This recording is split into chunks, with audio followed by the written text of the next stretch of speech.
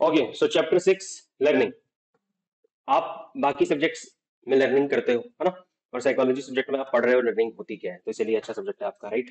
तो लर्निंग क्या होती है, सीधा उसकी डिफाइन से स्टार्ट करते हैं। Learning is refer to any relatively और परमानेंट चेंज इन बिहेवियर। कोई रिलेटिव या परमानेंट चेंज जब आपके बिहेवियर में आ जाता है, या फिर एटलीस्ट जब एक बिहेवियरल पोटेंशियल आपके अंदर आ जाता है जो पहले नहीं था, किसी एक्सपीरियंस की वजह से, दैट इज कॉल्ड लर्निंग। मतलब कि लर्निंग क्या होती है, जब आपके बिहेवियर में कोई परमानेंट चेंज आ जाए, या फिर एक रिलेटिव परमानेंट चेंज आ जाए कि लगभग एक परमानेंट चेंज आ गया, जो पहले नहीं था वो चीज अब आपको आ गई है, बिहेवियर में चेंज आ गया है। That is the main idea of learning. For example, पहले लिखना नहीं आता था, फिर बचपन में लिखना सीखा, अब आपको लिखना आ गया, एक बिहेवियरल पोटेंशियल आपके अंदर प्रोड्यूस हो गया, या फिर एक पूरा का पूरा बिहेवियर आपके अंदर आ गया जो पहले नहीं था।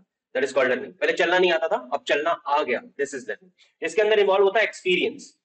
बिना एक्सपीरियंस के लर्निंग नहीं होती है। So changes due to practice and experience are relatively permanent.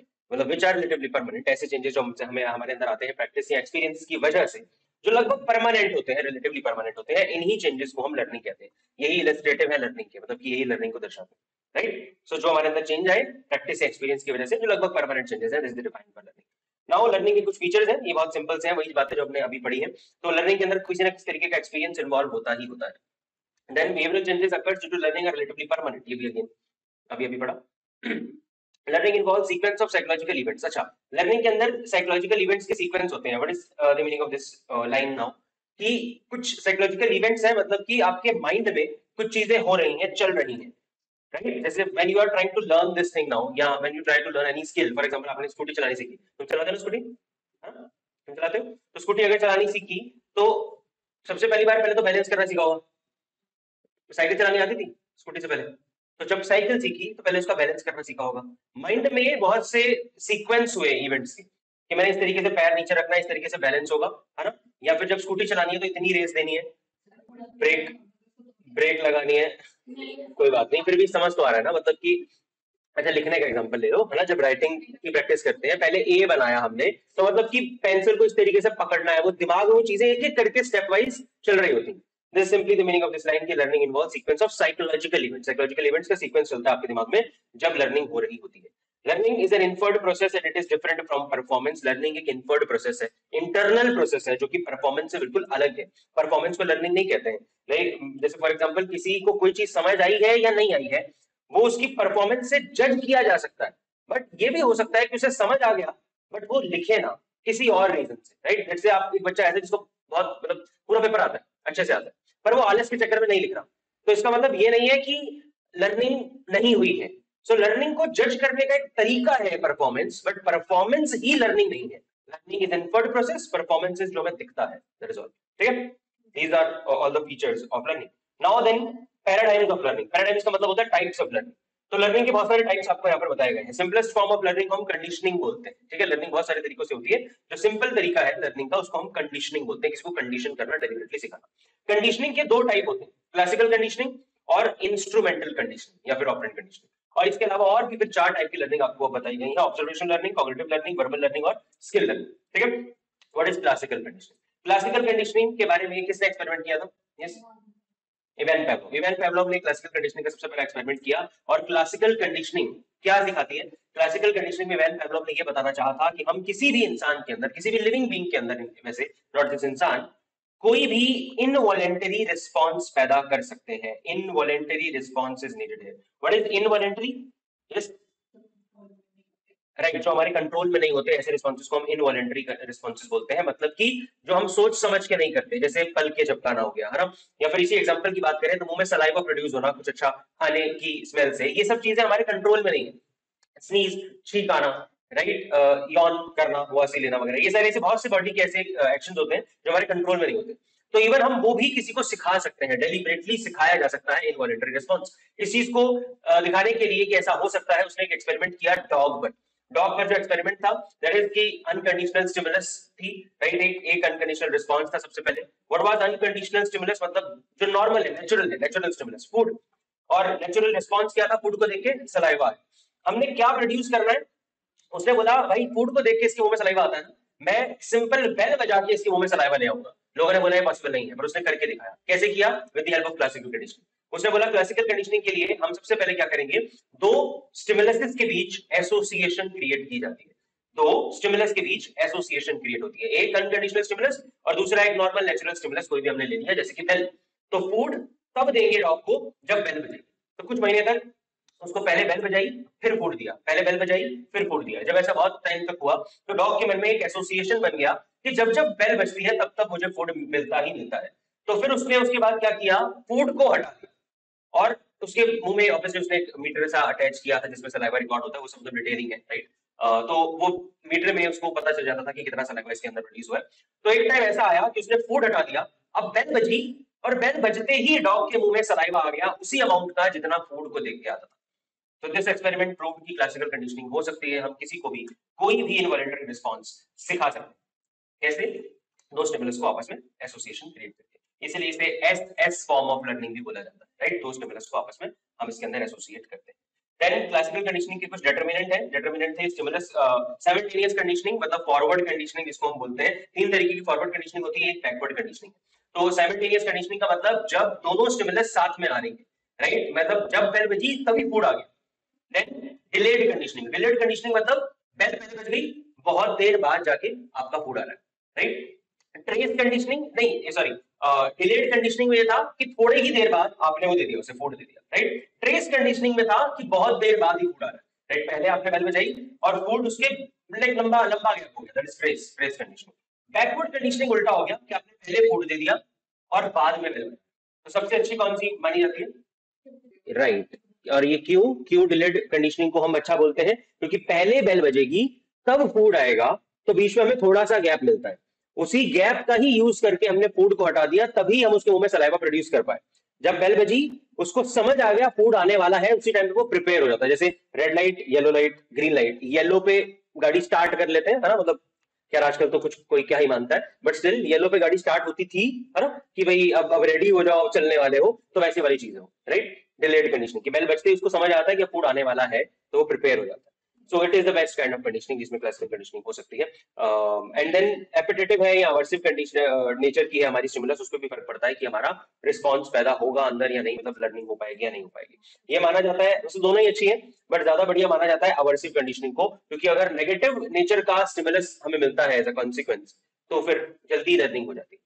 Intensity of stimuli पे भी डिपेंड होता है, अगर इंटेंसिटी ज्यादा होगी तो भी लर्निंग जल्दी हो जाएगी, ठीक है। कम इंटेंसिटी की चीज से लर्निंग ज्यादा जल्दी नहीं हो पाती है। And then another form of conditioning is operant conditioning. Now what is operant conditioning? Operant conditioning ये हमें दिया था किसने, राइट, डीएफ स्किनर ने। स्किनर ने क्या बोला, स्किनर ने हमें बताया कि अब हम किसी को, नहीं नहीं नहीं, सही है, स्किनर, इवन सिर्फ स्किनर भी चलता है, इसके बॉक्स को स्किनर बॉक्स ही कहा जाता है वैसे, जो इसने बनाया था रेड वाला। तो स्किनर ने क्या बताया कि हम किसी को सिर्फ इनवॉलेंट्री चीजें नहीं, वॉलेंट्री रिस्पॉन्स भी सिखा सकते हैं, जो वो सोच समझ के करता है, और ये तो बहुत नॉर्मल तरीके की वैसे कंडीशनिंग है जो हम नॉर्मली भी करते हैं। सो इसके अंदर उसने रीइंफोर्समेंट का यूज किया, इसीलिए इसको हम एसआर या आरएस लर्निंग भी बोलते हैं, right. Stimulus response learning, SR learning, और वो वाली थी क्लासिकल कंडीशनिंग थी एसएस लर्निंग, उसके अंदर दो स्टिमुलस थी, यहाँ पर स्टिमुलस के साथ रिस्पॉन्स एसोसिएट करवाया जाता है। तो अब ऑपरेंट कंडीशनिंग में इसने बोला कि हम वॉलेंटरी बिहेवियर सिखाते हैं, और ऑपरेंट्स का मतलब ही होता है ऐसे बिहेवियर जो एक इंसान अपनी इच्छा से करता है। तो इसने बोला मैं अपनी कंडीशनिंग में लोगों को ऑपरेंट्स सिखाऊंगा। ऑपरेंट्स मतलब ऐसे बिहेवियर जो वॉलेंटरी नेचर के होते हैं, राइट। नाउ देन इसको करने के लिए उसने क्या किया, एक चूहे को लिया, उसने जैसे डॉग पे किया था इसने रेड पे एक्सपेरिमेंट किया, और ये पूरा बॉक्स जैसे आपको दिख रहा है ना, उसके अंदर स्पीकर था, दो लाइट थी, लीवर था, डिस्पेंसर था। अब ये नीचे करंट भी उसने छोड़ा, ये भी इस पे बात करेंगे। तो अब इसने क्या बताया, पहले सिंपली इसको सिखाने के लिए इसने किया कि जब जब चूहा बॉक्स के अंदर इधर से उधर जाता और जैसे ही लीवर दबा, उससे गलती से वो लीवर पे टकरा गया, लीवर नीचे को दब गया, तब उसने उसको फूड का टुकड़ा दे दिया। पहली बार रेड को नहीं समझ आया, फिर दोबारा से वो घुमा, फिर दोबारा लीवर से टकराया, फिर उसे फोड़ दे दिया, फिर दोबारा घुमा, फिर दोबारा लीवर से टकराया, ऐसे। अब मतलब that is not being told here कि भाई कितना एग्जैक्टली कितने ट्रायल के बाद ऐसा हुआ, बट मतलब कुछ टाइम बाद ऐसा हुआ कि रेड समझ गया कि जब जब मैं लीवर से टकरा रहा हूं तब तब फूड आ रहा है। तो जब उसको भूख लगती तो वो लीवर से गलती से टकरा नहीं रहा था, वो स्पेशली उठ के गया और लीवर को प्रेस किया और फूड आया, उसने खा लिया। दोबारा भूख लगी, दोबारा गया, लीवर प्रेस किया, फूड आया, उसने खा लिया। इससे हमें क्या समझ आया कि ये चूहा सीख गया है कि फूड चाहिए तो लीवर प्रेस करना होगा, मतलब वॉलेंटरी रिस्पॉन्स हमने इस रेड को सिखा दिया। This is operant conditioning. ये किसके थ्रू हुई, थ्रू पॉजिटिव रीइंफोर्समेंट। ये नेगेटिव रीइंफोर्समेंट के थ्रू भी हो सकती है, जिसके अंदर क्या होता है, अब उसने रैट को, ये नीचे जो लोहे की रॉड्स है इनमें से करंट छोड़ दिया। अब करंट जैसे जैसे रैट को लगा, ऑब्वियसली गलत बात है, बट खैर पहले ऐसा नहीं सोचा जाता था इतना, तो उसको बेचारे को करंट दिया, वो उछला और सडनली ऐसे डर के मारे इधर से उधर भागने लग गया और लीवर पे टकरा गया। जैसे लीवर पे टकराया, करंट रुक गया। दोबारा ऐसा हुआ, इस चीज को सीख गया कि जैसे जैसे वो लीवर को प्रेस करेगा वैसे वैसे उसका करंट रुक जाएगा। तो अब जब जब भी करंट आता तब तब वो सीधा लीवर के पास जाता और लीवर को दबाया और उसका करंट उससे चले गया। अगेन वो एक वॉलेंटरी बिहेवियर सीख गया थ्रू नेगेटिव रीइंफोर्समेंट। तो नेगेटिव रीइंफोर्समेंट क्या हुआ कि एक अनवांटेड स्टिमुलस को अवॉइड करने के लिए जब हम किसी रिस्पॉन्स को सीखते हैं, that is called negative reinforcement. इसके अंदर अनवांटेड स्टिमुलस होती है और पॉजिटिव रीइंफोर्समेंट में वांटेड स्टिमुलस को हमें लेना होता है, और नेगेटिव रीइंफोर्समेंट में नेगेटिव स्टिमुलस हमसे चले जाती है एक रिस्पॉन्स करने की वजह से। राइट, ये डिफरेंस समझ आया। पॉजिटिव में we get something positive as a reward, उस रिवॉर्ड की वजह से हम वो बिहेवियर करते हैं। नेगेटिव रीइंफोर्समेंट भी हमारे लिए अच्छी ही होती है, क्योंकि नेगेटिव रीइंफोर्समेंट में क्या, हाँ, नेगेटिव रीइंफोर्समेंट में हमसे कुछ नेगेटिव चले जाता है। जैसे मैंने आपको एग्जांपल दिया था पैरासिटामॉल, पता ना, बेसिक कॉन्सेप्ट, पेन किलर है। पेन किलर क्यों लेते हैं, ताकि पेन चले जाए। तो हमने पीसीएम खाने का बिहेवियर किस रीइंफोर्समेंट के थ्रू सीखा है, बुखार लो एक ही बात है, वो बुखार के लिए भी है, मुद्दा समझो ना। ये कौन सी रीइंफोर्समेंट हुई,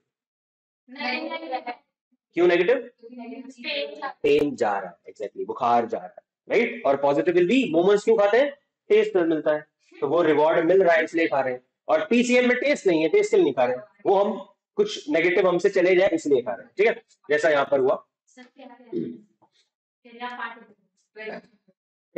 now determinants of operand conditioning, ये था ऑपरेंट कंडीशनिंग। अब ये बहुत सी चीजों पर डिपेंडेंट होती है, ये हमारे रीइंफोर्समेंट पर सबसे पहले डिपेंडेंट होती है कि भाई हमारा रीइंफोर्सर किस तरीके का है, उस पर डिपेंडेंट होती है कि होगी नहीं होगी या किस तरीके से होगी। तो रीइंफोर्सर क्या चीजें हैं, वही जो हमें रीइंफोर्समेंट में मिलती हैं, राइट। जैसे वो फूड था, वो वहां पर हमारा रीइंफोर्सर था। Okay, so two type of reinforcement, positive negative, ये मैंने आपको ऑलरेडी समझा दी। इस पे डिपेंड करता है कि कितनी अच्छे से होगी लर्निंग। नंबर ऑफ रीइंफोर्समेंट मतलब नंबर ऑफ ट्रायल्स, कितने ट्रायल है, कितनी बार दिया जा रहा है, किस इंटेंसिटी से और किस क्वांटिटी का रीइंफोर्समेंट हर ट्रायल में दिया जा रहा है, मतलब कितनी बार करवाया। ऑब्वियसली जितनी बार आप उसको करंट दोगे उतना ज्यादा वो सीखेगा, जितनी बार फूड दोगे उतना ज्यादा वो सीखेगा। तो quantity of reinforcement in each trial, intensity in each trial, number of trial, ये सब मैटर करता है। शेड्यूल ऑफ रीइंफोर्समेंट भी है। शेड्यूल यहाँ पर दो तरीके के हैं, एक है कंटिन्यूअस और एक है पार्शियल। कंटिन्यूअस पार्शियल का एग्जांपल मैंने आपको शायद पुष्कर का एग्जांपल दिया था क्लास में, है ना। जैसे जब जब उसके अच्छे मार्क्स आएंगे उसको पिज्जा मैं दूंगा, और अगर मैं हर बार अच्छे नंबर आने पर पिज्जा दे रहा हूँ, दैट वाज कॉन्टिन्यूअस, क्योंकि हर बार दे दिया जा रहा है। अगर कभी पिज्जा दे दिया कभी नहीं दिया, दैट इज पार्शियल। तो ज्यादा अच्छी लर्निंग किसमें होगी, exactly, partial reinforcement will be better in long run. अगर हमें जल्दी रिजल्ट चाहिए, इमीडिएट रिजल्ट चाहिए, तो कॉन्टिन्यूअस रीइंफोर्समेंट, ठीक है, क्योंकि उसके अंदर जल्दी बंदा सीख जाता है। Then delayed reinforcement, delayed reinforcement क्या है कि लाइक मतलब पहले आप उसका लाइक अगर डिलेड रीइंफोर्समेंट होती है तो हमारी लर्निंग ज्यादा अच्छी नहीं होती है। Delayed reinforcement is negatively return है कि अगर डिलेड रीइंफोर्समेंट है तो पुअर लेवल ऑफ परफॉर्मेंस हमने देखने को मिला है। मतलब कि चूहे ने लीवर तो अभी दबा दिया, उसको फूड आप 5 मिनट बाद दे रहे हो, चूहे ने लीवर अभी दबा दिया और करंट आप 5-10 मिनट बाद जाके रोक रहे हो, तो यहाँ पर डिलेड वाला काम नहीं चलता है। क्लासिकल में डिलेड वाला अच्छा था, यहाँ पर डिलेड अच्छा नहीं था, ठीक है। एंड देन की लर्निंग प्रिंसिपल के अंदर वही रीइंफोर्समेंट आपको बताया गया। रीइंफोर्समेंट क्या होता है यू ऑलरेडी नो। दो तरीके के रीइंफोर्सर होते हैं, एक नया टॉपिक था प्राइमरी रीइंफोर्सर, सेकेंडरी रीइंफोर्सर। प्राइमरी रीइंफोर्सर का मतलब वो वाले ऐसे रीइंफोर्सर्स, ऐसे मटेरियल जो सीधा हमारी बायोलॉजिकल नीड्स को सेटिस्फाई करते हैं, जैसे कि फूड ज्यादा मोटिवेट करेगा, वो प्राइमरी रीइंफोर्सर है। पानी किसी को आप दे दो, आपकी लाइक बायोलॉजिकल जो भी नीड है उसको सेटिस्फाई करने वाले रीइंफोर्सर प्राइमरी रीइंफोर्सर होते हैं। सेकेंडरी रीइंफोर्सर में आ जाता है मनी, जो प्राइमरी रीइंफोर्सर को ही अल्टीमेटली सेटिस्फाई करवाते हैं बट इनडायरेक्टली। जैसे मनी होगी, मनी से हमें क्या चाहिए, फूड को चाहिए ना ultimately. The end motive of money is what, so that we can earn our bread, है ना। तो मतलब कि सेकेंडरी रीइंफोर्सर ऐसे रीइंफोर्सर है जो इनडायरेक्टली हमारे प्राइमरी रीइंफोर्सर को सेटिस्फाई करते हैं, और प्राइमरी रीइंफोर्सर डायरेक्टली हमारी बायोलॉजिकल नीड को सेटिस्फाई करते हैं, ठीक है। दो तरीके के रीइंफोर्सर हो गए। एक्सटिंक्शन अब क्या है, अब ये देखो, एक्सटिंक्शन का मतलब होता है जब हमारा लर्न्ड रिस्पॉन्स चले जाए। की लर्निंग प्रिंसिपल्स के अंदर टॉपिक है कि इसके अंदर एक्सटिंक्शन भी होता है। एक्सटिंक्शन का मतलब जब लर्न्ड रिस्पॉन्स खत्म हो जाए। चूहे को हमने सिखाया, अब कुछ टाइम बाद उसी चूहे को दोबारा पिंजरे में डाला, वो भूल गया, वो नहीं कर पा रहा वो response, now this will be extinction. ठीक है, रेजिस्टेंस टू एक्सटिंक्शन कई बार होता है। रेजिस्टेंस टू एक्सटिंक्शन का क्या मतलब होगा? नहीं याद आ जाता है, नहीं वो स्पॉन्टेनियस रिकवरी है। रेजिस्टेंस टू एक्सटिंक्शन मतलब रेजिस्ट कर लिया एक्सटिंक्शन को, एक्सटिंक्ट हुआ ही नहीं, डिसअपियर हुआ ही नहीं learn response, that is called resistance to extinction. ये किस केस में होता है? ये होता है पार्शियल रीइंफोर्समेंट के केस में, वहां पर एक्सटिंक्शन कम होता है, क्योंकि बंदे के मन में लालच नहीं होगा। अगर उसको पार्शियली रीइंफोर्समेंट मिलेगी तो उसको ज्यादा लालच नहीं रहता कि मैं तभी करूंगा ये बिहेवियर अगर मुझे हर बार कुछ मिलेगा ही मिलेगा। ठीक है, and then comes generalisation and discrimination. Now what was generalisation and discrimination? Generalisation का मतलब है जब हमारा सब्जेक्ट सेम तरीके से रिस्पॉन्ड करे सिमिलर स्टिमुलाई को, that is called generalisation. For example, हमने उसी चूहे को उस बॉक्स में से हटा के किसी और बॉक्स में रख दिया। अब उस बॉक्स में जाकर भी वो लीवर को दबा रहा है जब जब उसे फूड चाहिए, या वो लीवर को दबा रहा है जब जब उसे करंट से छुटकारा पाना है। दैट विल बी जनरलाइजेशन, कि वो जनरलाइज कर गया, वो सेम तरीके से रिस्पॉन्ड कर रहा है सिमिलर तरीके की स्टिमुलाई को। डिस्क्रिमिनेशन का मतलब है कि वो, आई थिंक यहाँ पर ये गलत मेंशन है, एक सेकंड इसको बुक में से रीड करना एक बार, let me open book. Discrimination यहाँ पर गलत मेंशन है, इसका उल्टा है ये। When a learned response occurs or elicited by a new stimulus, this is generalization. Yes, exactly. वही मैं कह रहा हूँ ना, यहाँ पर ये गलत है, ये डिस्क्रिमिनेशन में गलत लिखा है। ठीक है, ये पूरी जनरलाइजेशन की ही डिफाइन है। ठीक है, जनरलाइजेशन क्या है कि जब एक लर्न रिस्पॉन्स अकर होता है नई सिचुएशन में भी, दैट इज जनरलाइजेशन। जो मैंने आपको अभी समझाया कि हमने चूहे को निकालकर दूसरे बॉक्स में रख दिया, तब भी वो वैसे ही बिहेव कर रहा है जो उसने अभी सीखा था। दिस विल बी जनरलाइजेशन, कि वो जनरलाइज कर गया। डिस्क्रिमिनेशन विल बी जब वो नहीं करेगा, another process which is complementary to generalization is called discrimination. Generalize is due to the similarity, where discrimination is response is due to the differences. For example, suppose a child is conditioned to be afraid of a person with long mustache and wearing black clothes.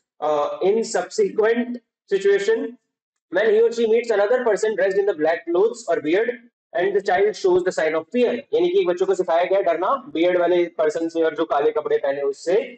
अगर उसको ऐसा सिखाया गया है तो अगर वो किसी दूसरे या ऐसे इंसान को देख के उससे भी डरे तो दैट विल बी, बताओ?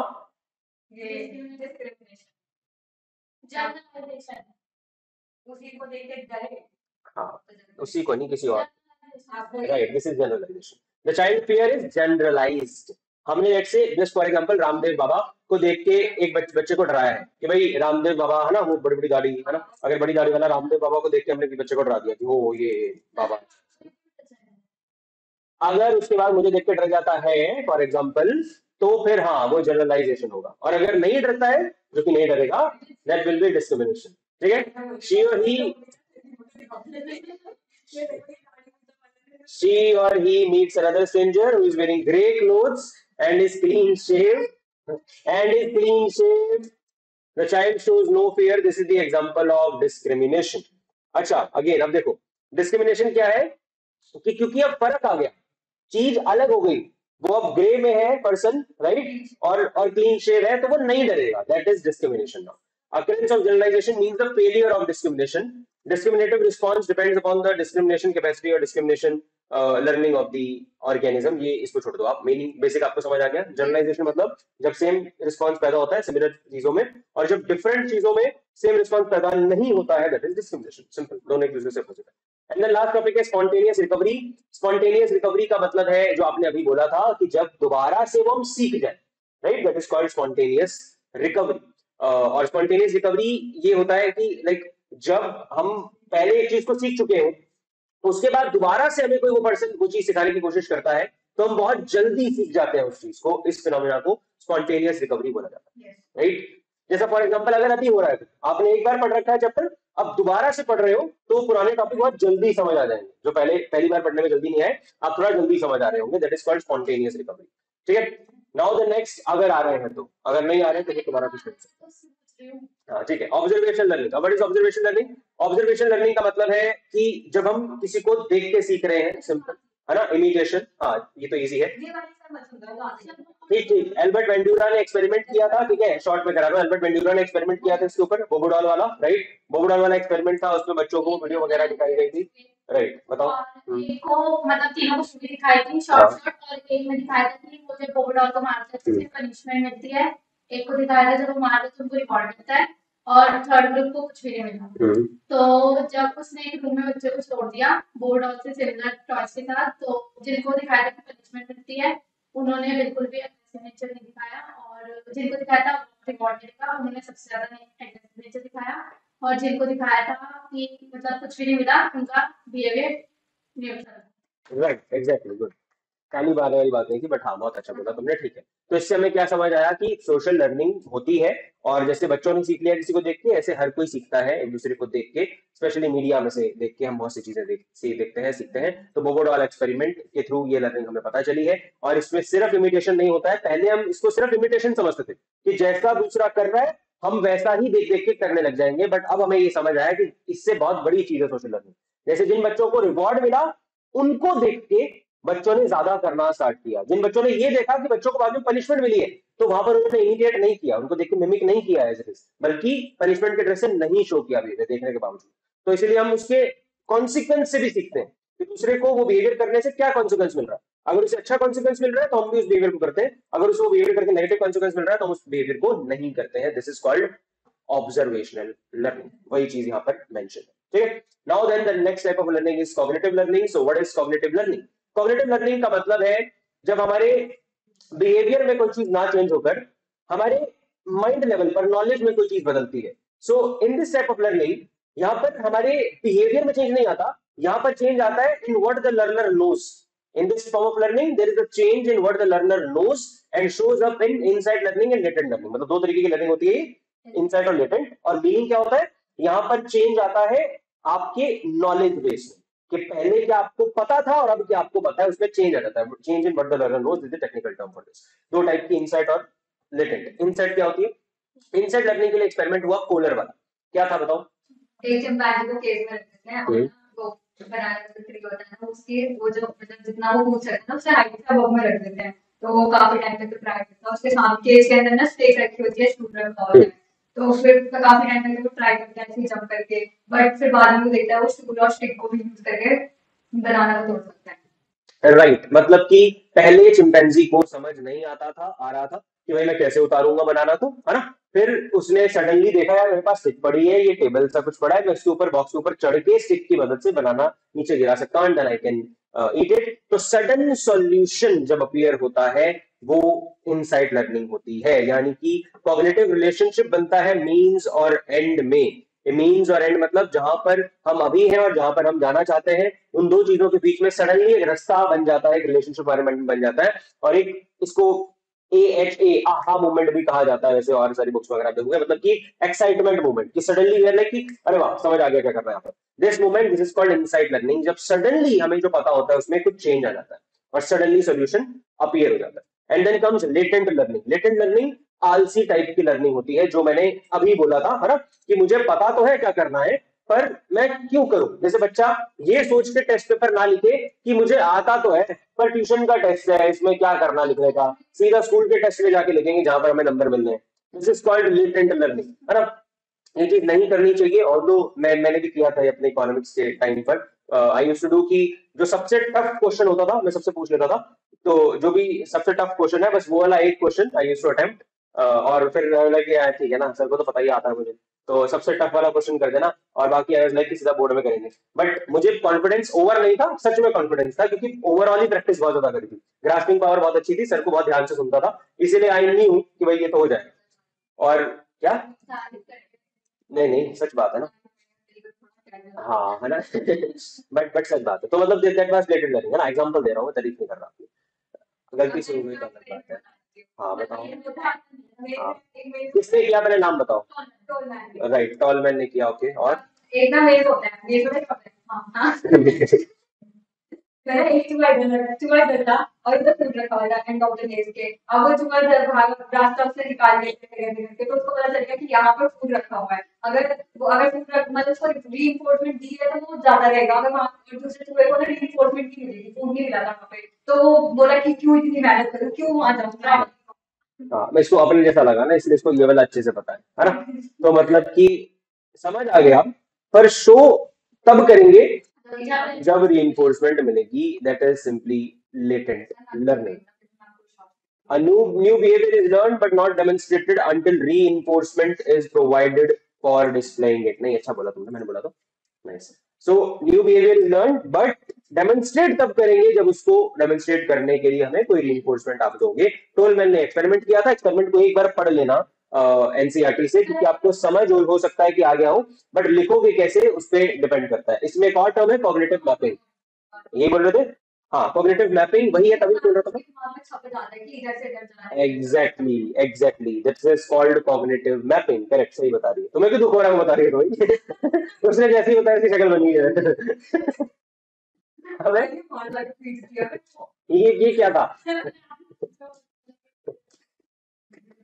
खैर, सड़ना नहीं चाहिए, खुद भी पढ़ना चाहिए। नहीं, तुम्हारा तुम्हारा एक्सप्रेशन बहुत सडन आया था यार, जैसे ही उसने बताया इसका वो बंदा था। ये तो राइम हो गया ना, सड़ना नहीं चाहिए, पढ़ना चाहिए। हाँ खैर, तो हाँ ठीक है, ओके। तो और साथ में गाने फोटो लगा लो। खैर, कॉग्निटिव मैपिंग आप समझ लो, समझ आ गया? बताओ। अच्छा, टेक्निकल टर्म बोल दो समझ जाएगा। नहीं देखो, क्योंकि हाँ मतलब लगभग वही है। कॉग्निटिव मैपिंग का मतलब है कि जब एक मैप आपके दिमाग में छप जाए, कॉग्निटिव मैप, जैसे कि अब यहाँ से आपने घर जाना, आपको रास्ता पता अपने घर का इधर से, तो this is cognitive map. You have that map in your mind only, है ना? सो that is simply cognitive mapping. But वही मैंने बोला, समझ आ गया, पर लिखना कैसे है उसके लिए जरूरी है एक बार एनसीईआरटी रीड करना, तो एक बार पढ़ लेना है पूरा एक्सपेरिमेंट, ठीक है? Okay. Now verbal learning, verbal learning क्या होती है? बड़ी अजीब से तरीके की लर्निंग थी यहाँ पर, बट इसको स्पेसिफिकली समझेंगे तो इजीली समझ आ जाएगी। वर्बल लर्निंग का सिंपल मतलब होता है जब हम कोई लैंग्वेज लर्न करते हैं, ठीक है? ये डिफरेंट है कंडीशनिंग से, इसके अंदर हम लैंग्वेज लर्न कर रहे होते हैं स्पेसिफिकली।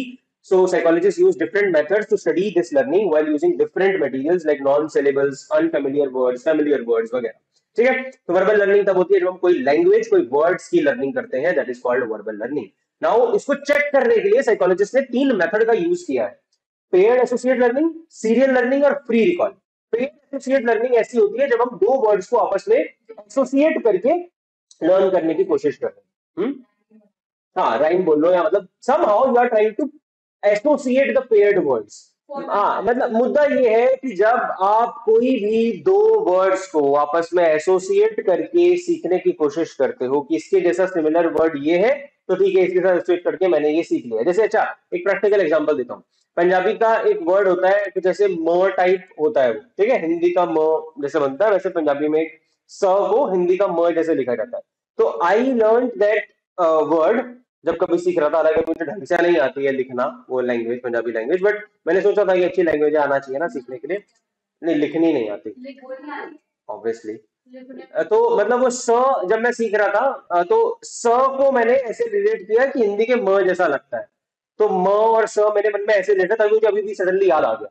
तो that this is paired associate learning, है ना? दो चीजों के बीच में पेयर करके, एसोसिएट करके मैंने सीखने की कोशिश करी। सीरियल लर्निंग, जब हम सीरियल वाइज इन शॉर्ट किसी चीज को याद कर रहे हैं, भाई पहले ये आती है, फिर ये आती है, फिर ये आती है। And then free recall, free recall मतलब कि पूरी लिस्ट आपको दे दी, अब उसमें से आपने कोई भी वर्ड बोलना, दैट्स कॉल्ड फ्री रिकॉल। और ये लर्निंग नहीं है, ये लर्निंग को चेक करने के मेथड्स हैं। ये वो मेथड्स हैं जो साइकोलॉजिस्ट यूज करते हैं कि किस मेथड से ज्यादा बढ़िया लर्निंग होती है, या लर्निंग हुई है या नहीं हुई है, उसको चेक करने के लिए साइकोलॉजिस्ट ये तीन तरीके के मेथड्स यूज करते हैं, ठीक है? एसोसिएट, सीरियल और फ्री रिकॉल। फ्री रिकॉल में क्या करेंगे? लिस्ट देंगे, आपको बोलेंगे बोल के दिखाओ। अगर आपने सारे वर्ड बोल दिए तो अच्छी बात है, जब तक सारे वर्ड नहीं बोलते बार बार आपको बोलने को कहते हैं। सीरियल लर्निंग में क्या करेंगे? पहले एक के बाद एक सीरियल ही चेक करते हैं आपको, आप जल्दी सीख पा रहे हो या नहीं। पेयर्ड एसोसिएट में वो पेयर्ड वर्ड आपके सामने रख देंगे, उसके साथ वाला कौन सा था आपको वो बोलना होगा, काइंड ऑफ ऐसा, ठीक है? इस तरीके से लर्निंग होती है।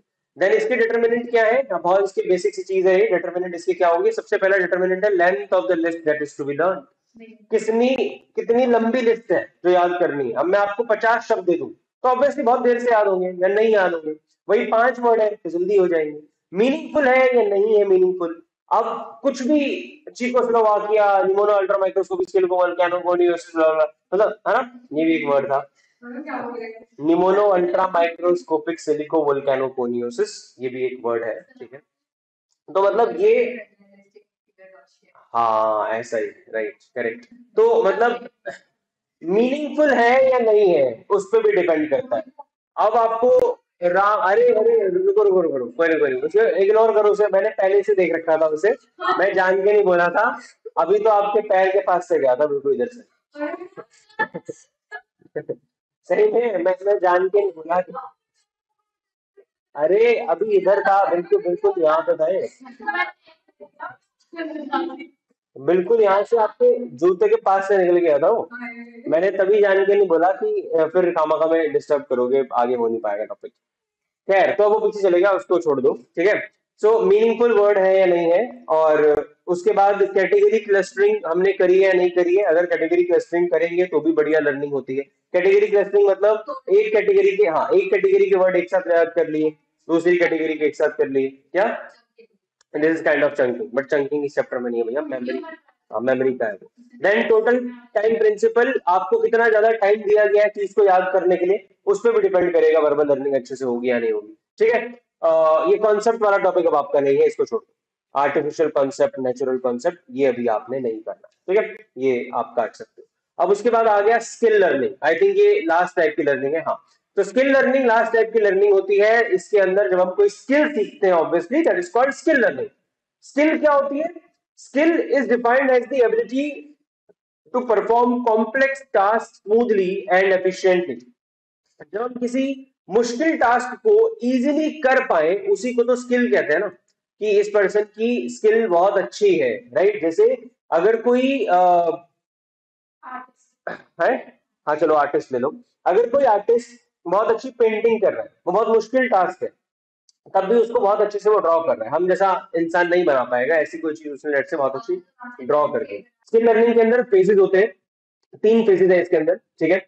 Cognitive phase, associative phase, autonomous phase. Cognitive और एसोसिएटिव, ऑटोनॉमस। कॉग्निटिव का मतलब जब हम, हाँ, सीखते हैं, लर्निंग करते हैं माइंड लेवल पर, थ्योरेटिकली, मतलब आप उस चीज को समझने की कोशिश कर रहे हो, that is called cognitive. And then associative मतलब करके देख रहे हो आप चीजों को, जो भी आपने सीखा है, you are trying to do that now, you are trying to associate various things together, कि अच्छा ये करना है, भी ऐसे करना है वगैरह। And then autonomous, for example किसी ने कार चलानी सीखनी है, कॉग्निटिव होगा सबसे पहले, है ना, कॉग्निटिव फेज में वो सबसे पहले जाएगा, मतलब सीखेगा, अच्छा ये स्टीयरिंग व्हील होता है जी, ये क्लच है, ये स्पीड है ना, ये मतलब ये एक्सेलरेटर है वगैरह, ये सब चीजें वो सीखेगा। ये गियर सिस्टम है, पहले ये गियर डालना होता है, फिर इतनी स्पीड पे होता है, ये वाला गियर डालना है। एसोसिएटिव का मतलब सब कुछ साथ में करके देखेगा, एसोसिएट करेगा, कि अच्छा गियर 2 पे डाला है तो 40 की स्पीड पे रखना है, देन क्लच धीरे धीरे छोड़ना है ना, फिर मैंने गियर दबाना है तो सीधा क्लच को नहीं छोड़ना, मतलब सारी चीजें आपस में एसोसिएट कर रहा है, इतना हैंडल मोड़ रहा हूं मैं, स्टीयरिंग इतना मोड़ रहा हूं तो गाड़ी इतनी मोड़ रही है, this called associative phase. And then last phase आता है ऑटोनॉमस फेज, जिसमें हम ऑटोमेटिक हो जाते हैं, अब उस काम को करने में हमें ज्यादा एफर्ट नहीं लगता है, वो काइंड ऑफ ऑटोमेटिक मोड पे चले जाता है। तो अब जो बंदा 10 साल से गाड़ी चला रहा है, उसको गाड़ी चलाने के लिए बहुत ज्यादा एफर्ट नहीं करना पड़ता। अब जैसे तुम स्कूटी चला रहे हो, है ना, आप बहुत ज्यादा एफर्ट करते हो, अब ये भी सीखिए, ये हो गया थोड़ा टाइम, है ना, तो फिर मतलब कि अब तुम ऑटोनॉमस फेज में हो स्कूटी के लिए, ऐसे सोचना नहीं पड़ेगा कि भाई अच्छा अभी चाबी लगानी है, अच्छा अब ऐसे करके हैंडल पकड़ना है, अब सीधा ही बैठना है ना, you don't need to think much, गए तो चाबी लगाई, चल के चले गए, ठीक है। फैक्टर्स फैसिलिटेटिंग लर्निंग, अब इसके अलावा जो फैक्टर्स हैं जो हमारी लर्निंग को फैसिलिटेट करते हैं, उसमें 3 फैक्टर आते हैं। कंटिन्यूअस, कोई बात नहीं, मोटिवेशन और preparedness for learning. Continuous reinforcement है या पार्शियल रीइंफोर्समेंट है, उस पर डिपेंड करेगा, है ना। तो जल्दी लर्निंग किसमें होगी? जल्दी लर्निंग कॉन्टिन्यूस, लॉन्ग टर्म तक रहेगी पार्शियल। मोटिवेशन है सीखने की या नहीं, बट मूव अवेयर हो गया। मोटिवेशन का मतलब है कि अगर जिस काम को सीखने की मोटिवेशन है वो चीज जल्दी सीख जाओगे, वरना नहीं सीख पाओगे। प्रिपेयर्डनेस फॉर लर्निंग, ये थोड़ा सा बायोलॉजिकल लेवल पर हो जाता है। अब आप एक मछली को सिखाओ, मछली को सिखाओ पेड़ पे चढ़ना, वो नहीं सीख पाएगी ना, क्योंकि वो प्रिपेयर्ड ही नहीं है उस टाइप की लर्निंग के लिए, बिल्कुल उसकी सीट के नीचे आया था, वो देखो सही।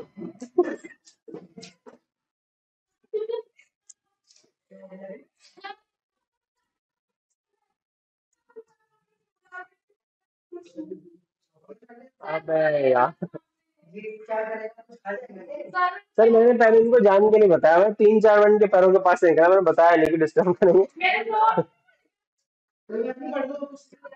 अच्छा ये प्रिपेयर्डनेस का मतलब समझ आया, जो स्पीसीज जिस काम के लिए प्रिपेयर्ड होती है उसको उसी तरीके के आइटम्स हम सिखा सकते हैं, वरना नहीं पॉसिबल होगा उसके लिए सिखाना।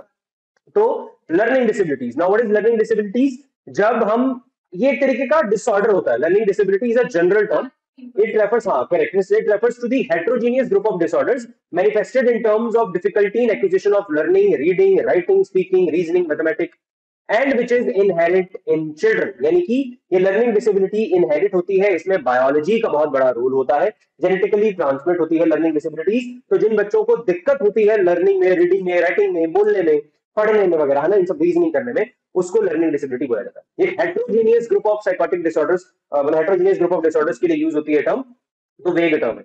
It originates from problems in central nervous system and conjunctions with physical handicaps, sensory impairments, intellectual disability, or without them. इसका क्या मतलब है कि होता क्यों है? जब आपके ब्रेन या स्पाइन में कोई दिक्कत होती है, सेंट्रल नर्वस सिस्टम के अंदर दो चीजें आती है, आपका ब्रेन और आपकी स्पाइनल कॉर्ड, तो इन दोनों में दिक्कत होती है, तब ये लर्निंग डिसेबिलिटी जनरेट होती है, ओरिजिनेट होती है। और इसके साथ साथ फिजिकल हैंडीकैप भी हो सकता है, सेंसरी इंपेयरमेंट भी हो सकती है, इंटेलेक्चुअल डिसेबिलिटी भी हो सकती है, या उनके बिना भी ये हो सकता है। लर्निंग डिसेबिलिटीज आर क्योरेबल, ये मैंने यहाँ पर नोट्स में गलत लिखा है, are not curable. Learning disabilities are curable at an early stage. ये कहने का मतलब है कि अर्ली स्टेज पे क्योरेबल मतलब ठीक हो सकती है, क्योर, है ना। तो लर्निंग डिसेबिलिटी क्योर हो सकती है अर्ली स्टेज पे, अगर ज्यादा हो जाए, उसका इंटेंसिटी ज्यादा बढ़ जाए, फिर वो क्योर नहीं हो पाती है, मतलब मुश्किल होती है बाद में क्योर करना, स्टार्टिंग में हो जाता है। लर्निंग डिसेबिलिटी के कुछ सिम्टम्स हैं, ये सिम्टम्स आप एक बार रीड करोगे तो आपको समझ आ जाएगा। सिम्टम याद करने के लिए डिसलेक्सिया एक याद आप रख सकते हो। डिसलेक्सिया तारे जमीन पर वाले बच्चे को था, है ना, उसको पी वो दिखता है ना, हाँ, वर्ड नाचते हुए दिख रहे हैं उसको, वो फोकस नहीं कर पाता था पढ़ने में, है ना, रीडिंग करने में दिक्कत थी, राइटिंग में दिक्कत थी। और बाकी एक बार ये सिम्टम यहाँ पर अलग से मैंने मेंशन कर रखे हैं, एक बार इसे रीड कर लेना। जैसे कि बॉडी लैंग्वेज नहीं समझ पाते, फ्रेंडली नहीं हो पाते, दोस्तों से बात नहीं कर पाते अपनी अच्छे से, है ना।